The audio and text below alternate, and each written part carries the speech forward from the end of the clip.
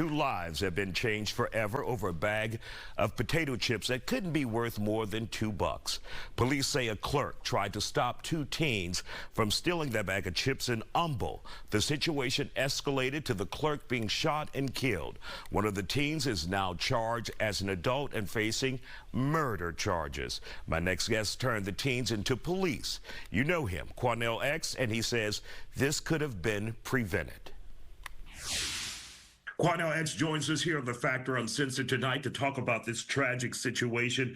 I think, Quanell, the young man's name or the teenager's name is Mario Young, 17 years old, now charged as an adult with murder. Such a tragic situation where two lives are now lost as a result of a bag of potato chips. Your thoughts on this? It's really a sad, tragic situation. It's extremely awful for the victim's family. No one should lose their life over a bag of potato chips. And it's extremely awful and difficult and shameful for this young man's family that they have to face and deal with the reality of him being charged with capital murder all over a bag of potato chips. But I can say this to you, Isaiah, from speaking with those young men before I surrendered them, they had no intentions of harming anyone. They did have intentions of stealing a bag of chips, yes, and that's wrong.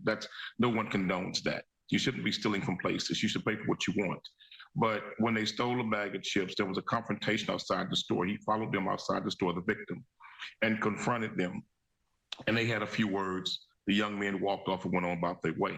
At that point, that's when the store clerk, in my opinion, should have called 911 and allowed police to deal with it, police to handle it. He gets in his car, he looks for them, he finds them away from the store down the road. Then he confronts them again. And according to the young men, the gentleman flashed his gun, and when he flashed his gun, that's when one of the young men fired back at him, killing him and shooting him. But at the end of the day, none of this was worth a bag of potato chips. It's sad, and I'm sure both families, beyond a reasonable doubt, are devastated and destroyed. And the victim's family with them ever again in life. But I just don't believe that any of this was worth a bag of potato chips. Now, initially, you were there helping turn in two teenagers. Did they release one? Did they drop charges against one? What happened in that case?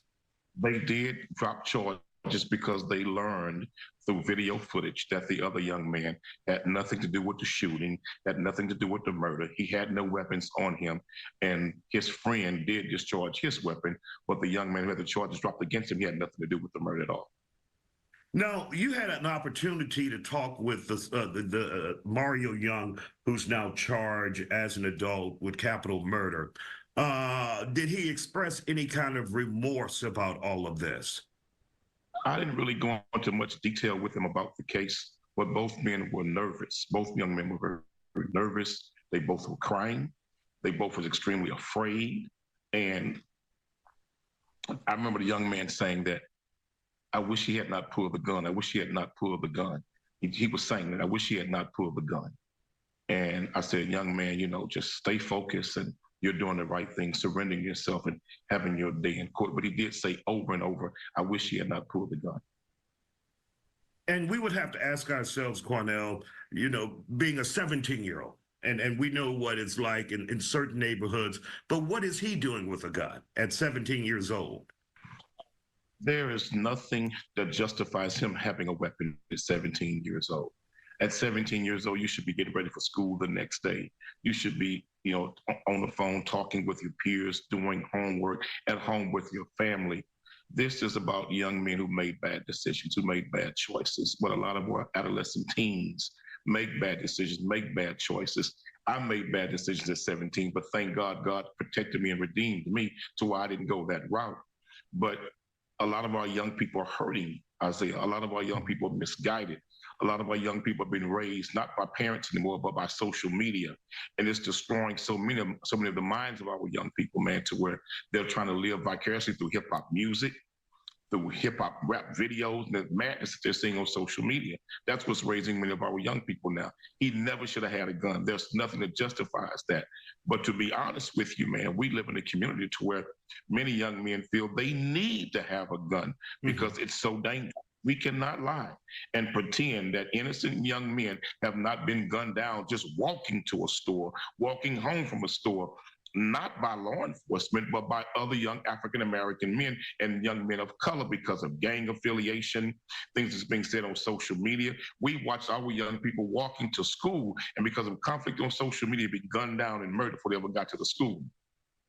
It's sad, Isaiah, but many of our young people don't feel safe in their communities anymore, and that's why they're packing guns. And their motto is, it's better be tried by 12 than carried by 6. That is the unfortunate reality that many of our young people are living in the inner cities of America today. And we got to do something to change that, man, because they don't feel safe.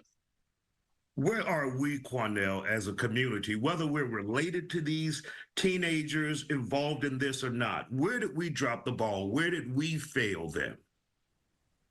Let me tell you something, to be honest with you, Isaiah, that's a real question, but that's a painful question too.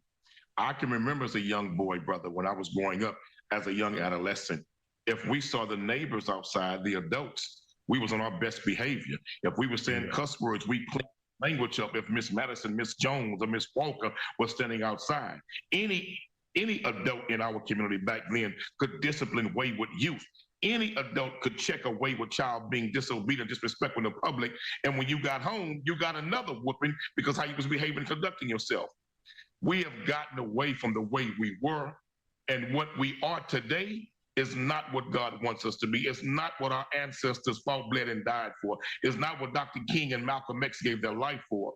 We've gotten away from the older people in the community checking and disciplining the young people who are just, exhibiting bad conduct or bad behavior because they're afraid now. Because now the young people are carrying guns and they will shoot elders now if they say something to them. We have denigrated to such a degree in our community. We're in denial if we pretend as though it's not all of our problems. We can't just say, well, it's not my child. My child is doing well. No, all the children are being adversely, directly, indirectly affected with the inappropriate conduct and behavior, the killings, the gangbanging, and the crime in our community. They're all being affected. So this is a community problem. It's not a one-family problem or a 2-3 family problem. This is all of our problem, and we got to do what we did back in the day, in the 70s and 80s. Come together collectively as a village and demand better of our children, but be there for them also. We'll continue this conversation after the break. Stay with us here on The Factor. And welcome back to The Factor. More reaction tonight after 17-year-old Mario Young is arrested for shooting and killing a gas station worker over a bag of potato chips. I spoke with Quanell X today, who turned the teen into police earlier this week. He says this younger generation needs more from the community. Let's not be afraid to approach them. Let's change the methodology that we use in approaching them and show them a smile, show them some love. Because many of our young brothers in the hood, man, haven't seen smiles on the face of their elders or older people. They have not seen love shown to them like that. We got to go back to that, Isaiah, because if we do that, we can save lives. We can save young men from the penal institutions of America and the prison system. We can save young men who want to change, but they feel that nobody to help them, nobody loves them. And there are many of our young people who believe the leaders in our community, political, pastoral, civic, and community, they believe that nobody loves them, that nobody cares. If we can let them know, man, we do care. We do love you, young brother. No matter how low you have fallen, Jesus said, any man or woman to reach the depths of hell can also scale the heights of heaven. Let them know they can be redeemed. No human being is irredeemable. If they're young and want to make a change, we have to help them in that process. If you find or run across a young person who feels like they're invisible, how do you address that? Because you're saying many of them don't feel like the politicians, the community leaders, the pastors care about them. They therefore would be invisible. How would you address or approach that to those young people who feel like no one notices that they even exist? Well, it's what I said earlier. You let them know that you see them. You let them know you see the pain. You let them know you see the problem. You let them know you see the danger, but make sure you do it out of love.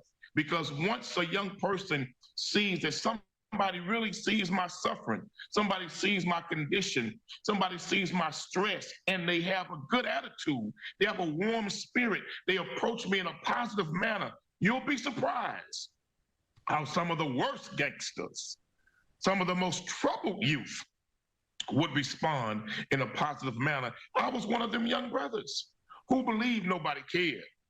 I was one of them brothers who believed that no teacher cared, no community member cared, the pastors didn't care.